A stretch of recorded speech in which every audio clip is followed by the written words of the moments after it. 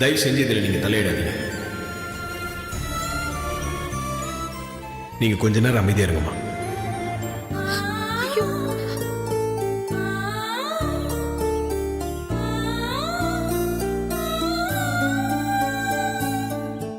மாமா, அம்மா கண்ணில இருந்து கண்ணீர் வருதுன்னா அவங்க மனசுக்குள்ள எவ்வளவு வேதனை இருக்கும். அவங்களை இந்த நிலைமையில பாக்குறதுக்கு எனக்கு ரொம்ப வேதனையா இருக்கு மாமா.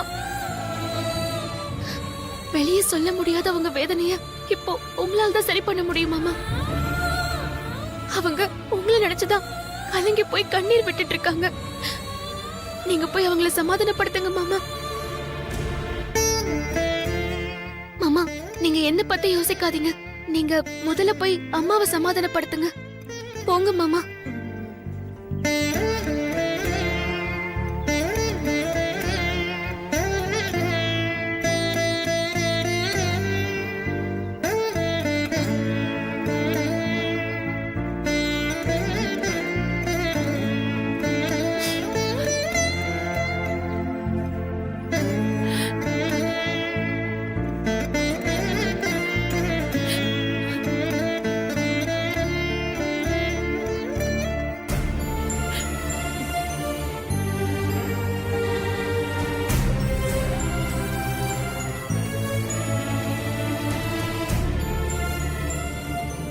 அம்மா,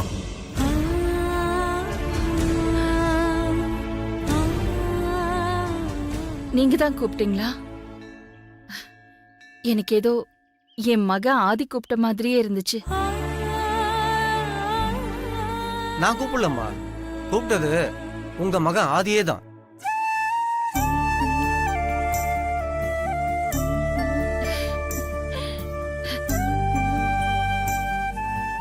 ஆதி, நீ என்ன இங்க? மனசு சரியில்லைம்மா, அதான் கோயிலுக்கு வந்தேன். ஆதி, என்னாச்சு?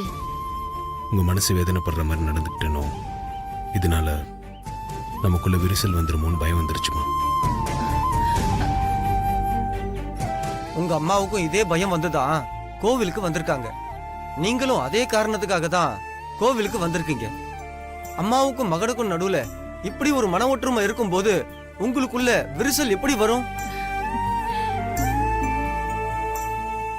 நீங்க வேண்டிக்கிட்டதுக்கு அந்த கடவுள் கை மேல பலன் கொடுத்துட்டாருமா. இப்ப சந்தோஷம் தானே? இந்தாங்க, க்ஷேமமா இருங்க. தனம் தானியம் பசும் பகுத்ரலாபம் சதசம் அஸ்திரோ தீர்க்கமாயோ.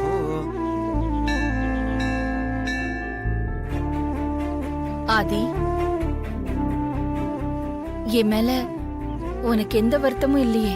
என்னம்மா இப்படி கேக்குறீங்க? நான் எப்படிம்மா உங்க மேல வருத்தப்பட முடியும்? நீ எனக்கு ரொம்ப ஸ்பெஷல் ஆதி. என்னோட நம்பிக்கை, தைரியம், கௌரவம் எல்லாமே நீதான். ஆதிக்கடவுர் பரம்பரையோட எதிர்காலமே நீதான் ஆதி.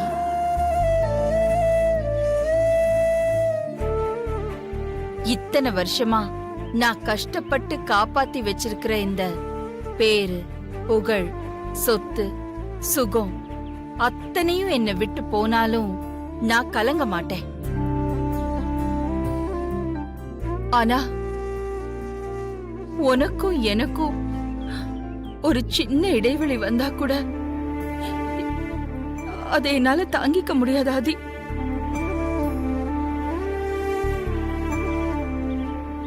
அதை தாங்கிக்கிற சக்தி இந்த அம்மாவுக்கு இல்ல.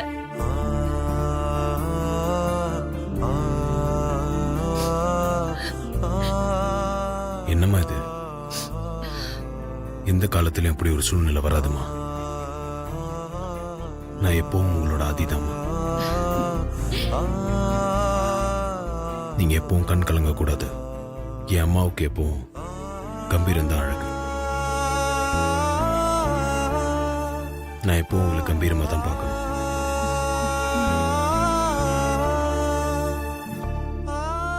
சரி ஆதி, கோவிலுக்கு வந்துட்டு சாமி கும்பிடாம திரும்பி போக கூடாது.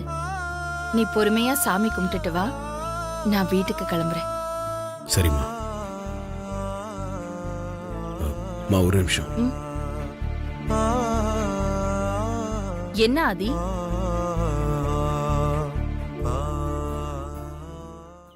ஏதாவது ஒரு சந்தர்ப்ப சூழ்நிலையில உங்க சம்மதம் இல்லாம உங்க விருப்பத்துக்கு மாறான எதனா பண்ணிட்டா என்னை வெறுத்து ஒதுக்கிடுவீங்களாமா?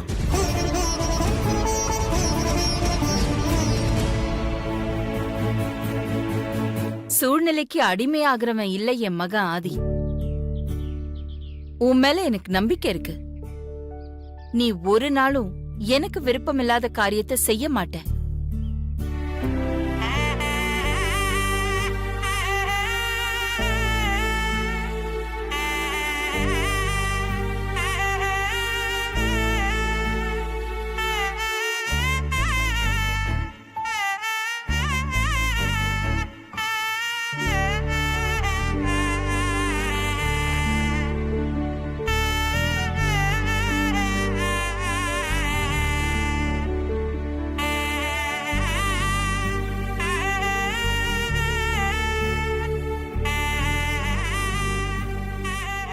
எதுக்காக கண் கலங்குற? அம்மா என் மேல இவ்வளவு நம்பிக்கை வச்சிருக்காங்களே, என்ன பண்ண போறேன்னு நினைச்ச அழறியா? நானும் அம்மாவும் உங்களுக்கு 2 கண்ணு மாதிரி. உங்க 2 பேரையும் விட்டு கொடுக்க மாட்டேன்னு அன்னைக்கு நீங்க சொன்னீங்க மாமா. ஆனா நான் இப்ப சொல்றேன், எங்க 2 பேர்ல யாரையாவது ஒருத்தரை விட்டு கொடுக்க வேண்டிய சூழ்நிலை உருவாச்சுன்னா நீங்க கொஞ்சம் கூட யோசிக்க வேணாம். என்ன விட்டு கொடுத்துருங்க மாமா.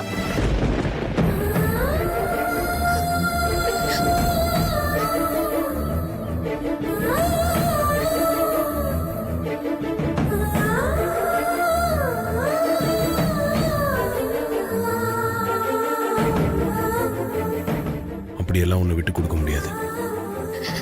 அம்மாவையும் தான் கட்டின பொண்டாட்டியையும் 2 கண்ணா நினைச்சு காப்பாத்துறவன் தான் நேர்மையான ஆம்பளை. நான் நேர்மையான ஆம்பளை. வா போய் சாமி கும்பிடலாம்.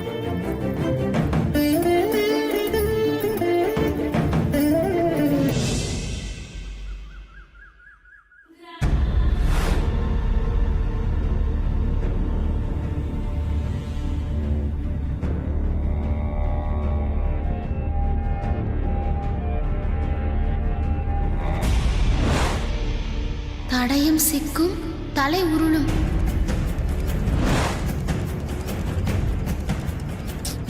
ஏய், நீ என்னடி பண்ணிட்டு இருக்க?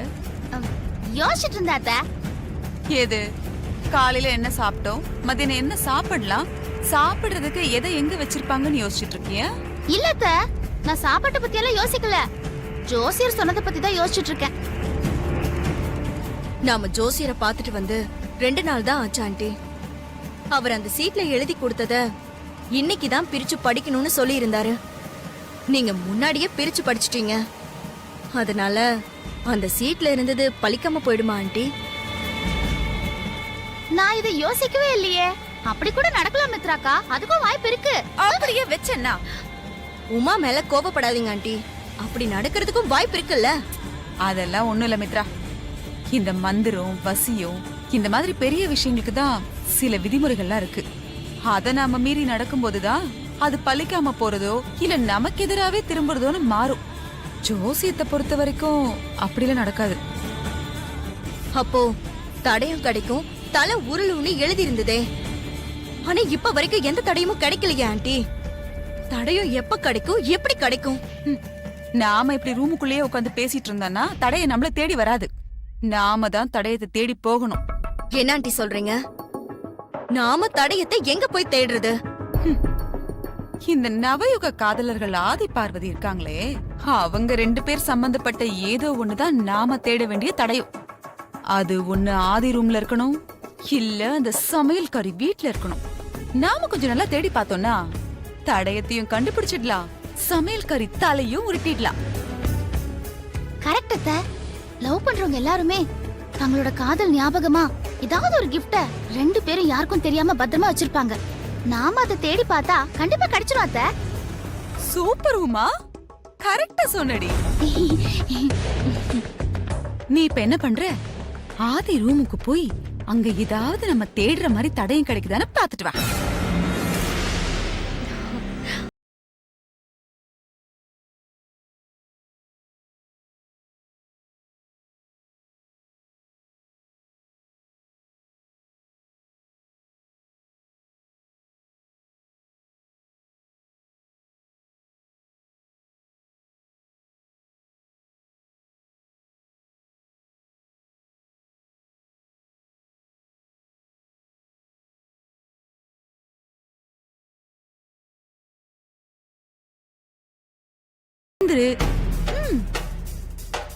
ஆன்ட்டி சொல்ற மாதிரி நீ ஆதிக்கு காஃபி எடுத்துட்டு போயிட்டு அங்க தேடி பாத்துட்டு வா உமா. தின்னி முட்டை போக மாட்டாளோ? என்னடி முழிக்கிற? உன்னால முடியும். போ, போய் நம்ம தேடுற மாதிரி தடையா இருக்கான்னு பாத்துட்டு வா. சரி, நான் ஆதி மாமா ரூமுக்கு போய் தேடி பாக்குறேன்.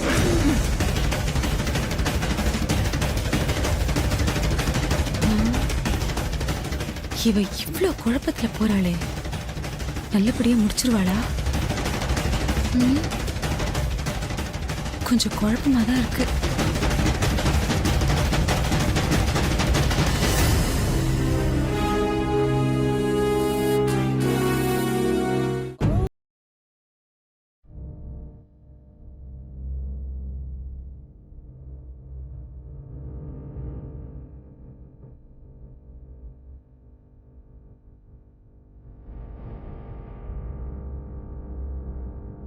ஆதி மாமா என்ன பார்த்தாலே திட்டுவாரு. என்ன பண்றது? அத்தையும் மித்ராக்காவும் தடையா இருக்கான்னு தேடி கண்டுபிடிச்சிட்டு வர சொல்லிட்டாங்க. தடையம் இல்லாம போனா அவங்க என்ன திட்டுவாங்களே. ஷோ, உமா, என்னடி உனக்கு வந்த சோதனை?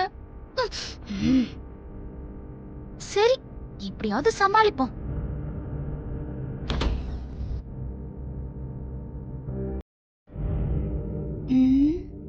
ஆதி மாமா காதல் கிஃப்ட் எல்லாம் எங்க வச்சிருக்காரோ? எப்படி கண்டுபிடிக்க போறேனா? மாமா, உங்களுக்காக நான் காஃபி கொண்டு வந்திருக்கேன். உனக்கு எதுக்கு இந்த தேவையில்லாத வேலை? நான் உங்ககிட்ட காஃபி கேட்டேனா? நீங்க கேக்கலதான், இருந்தாலும் நான் போட்ட காஃபி மாமா. எப்படி இருக்குன்னு குடிச்சு பார்த்துட்டு சொல்லுங்களேன். முதல்ல இங்கிருந்து வெளியே போ. கோபப்படாதீங்க மாமா. காஃபி எப்படி இருக்குன்னு நீங்க குடிச்சு பார்த்துட்டு சொன்னீங்கன்னா நான் ரொம்ப சந்தோஷப்படுவேன். குடிச்சு பார்த்துட்டு சொல்லுங்க மாமா. ஒரு வாட்டி சொன்னா புரியாதா உனக்கு? ப்ளீஸ் மாமா. குடு.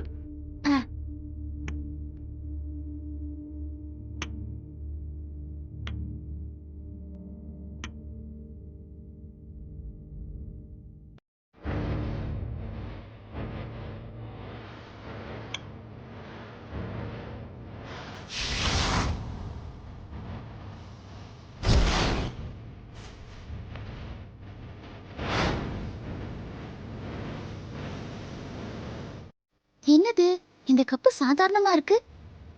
இது எதுக்கு மாமா இங்க கொண்டு வந்து வச்சிருக்காரு?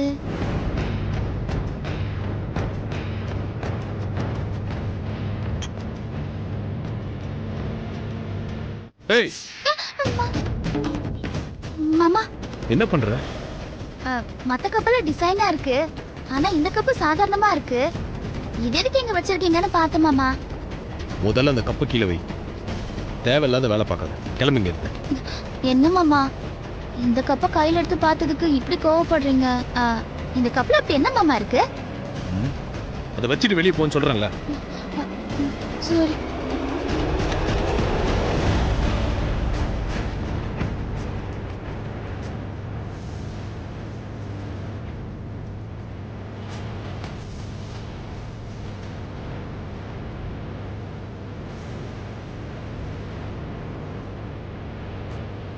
ஆதி ரூம்ல இருந்து உமா தடயத்தோடு வருவாளா இல்ல தடுமாறி வருவாளான்னு எதுவுமே தெரியலையா ஆண்டி? நானும் அதுதான் ரொம்ப நேரமா யோசிச்சுட்டு இருக்கேன் மித்ரா. இவளை நம்பி அனுப்பியிருக்கோம். இவ என்ன பண்ண போறான்னு தெரியலையே.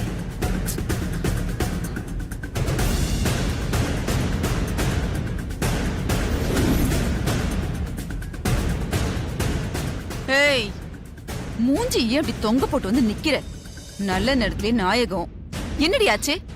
நான் தான் அப்பவே சொன்னேன்ல அத்தை, ஆதி மாமா என்ன பார்த்தால திட்டுவாருன்னு. ஏய், நீ முதல்ல காஃபி எடுத்துட்டு அவன் ரூமுக்கு போனியா இல்லையா? காஃபி எடுத்துட்டு ஆதி மாமா ரூமுக்கு போனேன். ஆ, அப்புறம் என்ன நடந்தது? மாமா எப்பவும் போல உனக்கு எதுக்கு இந்த தேவையில்லாத வேலை, உங்ககிட்ட காஃபி கேட்டனான்னு கோவப்பட்டாரு. ஏய், இது நம்ம எதிர்பார்த்தது தானடி. இதுல ஆச்சரியப்படுறதுக்கு என்ன இருக்கு? நீ கொடுத்த உடனே அவன் காஃபியை வாங்கி குடிச்சிருந்ததா? ஐயோ, அப்படியான்னு ஆச்சரியப்படணும். சரி, அவன் கோவப்பட்ட உடனே நீ போன காரியத்தை மறந்துட்டு அப்படியே வந்துட்டியா? இல்லத்த, நான் ஆதி மாமா கிட்ட நல்ல விதமா பேசி அவரை சமாதானப்படுத்தி காஃபியை கொடுத்துட்டேன். Very good Uma. அப்புறம் என்னாச்சு? அப்புறம் என்ன ஆச்சுன்னா,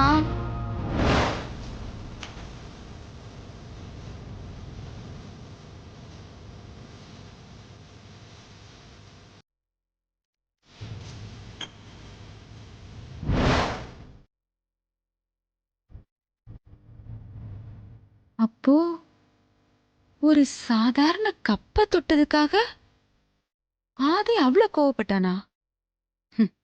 கண்டிப்பா இருக்காது. அந்த கப்புல தான் ஏதோ ஒரு விஷயம் இருக்கணும். அததான் நானும் ஆதி மாமா கிட்ட கேட்டேன் அத்தை. இந்த கப்பை கையில எடுத்ததுக்காக ஏன் மாமா இப்படி கோவப்படுறீங்கன்னு. மாமா உடனே இங்க இருந்து வெளியில போன விரட்டி விட்டுட்டாரு. சரி உமா, நீ அப்ப ஒண்ணு பண்ணு. ஆதி இப்ப கிளம்பி வெளியே போயிடுவான். அவன் போனதுக்கு அப்புறம் அவன் ரூமுக்கு போய் நீ அந்த கப்பை எடுத்துட்டு வந்துரு. ஐயோ அத்தை, நானா? ஏய், நீதாண்டி. அதுக்கே இப்படி அலற? உனக்கு தானே இப்ப அந்த கப்பு எங்க இருக்குன்னு தெரியும்.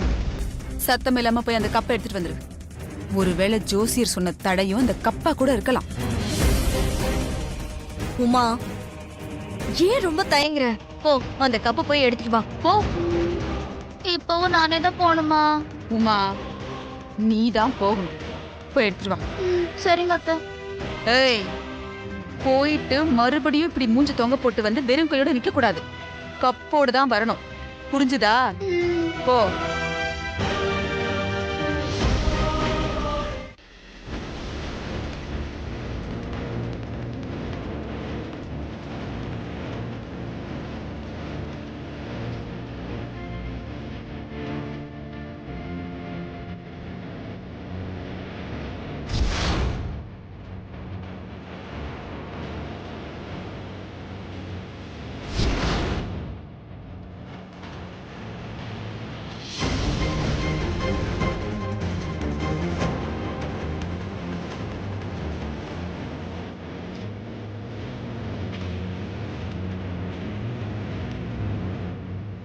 ஆதி மாமா வெளியில போறாரு. இப்ப போய் அந்த கப்பை எடுத்துட்டு வந்துட வேண்டியதுதான்.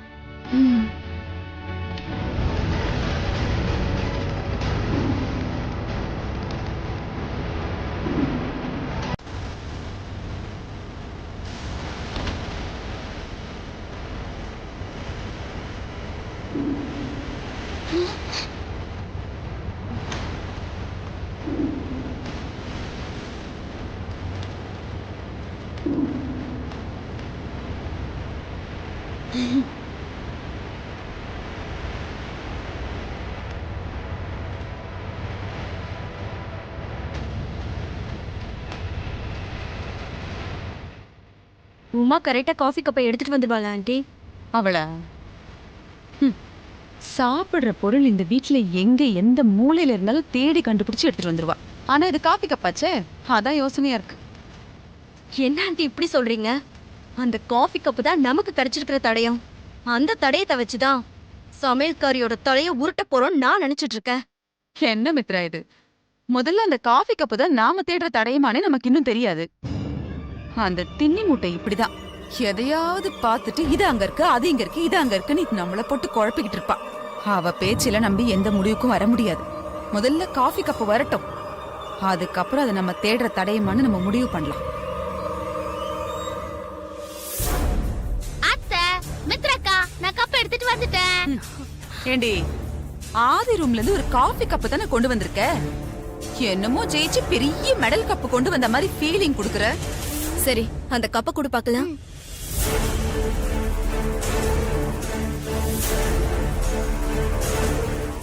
இந்த கப்பல எந்த ஒரு ஸ்பெஷலும் இல்லையே ஆண்டி. ரொம்ப சாதாரணமா தானே இருக்கு. குடு.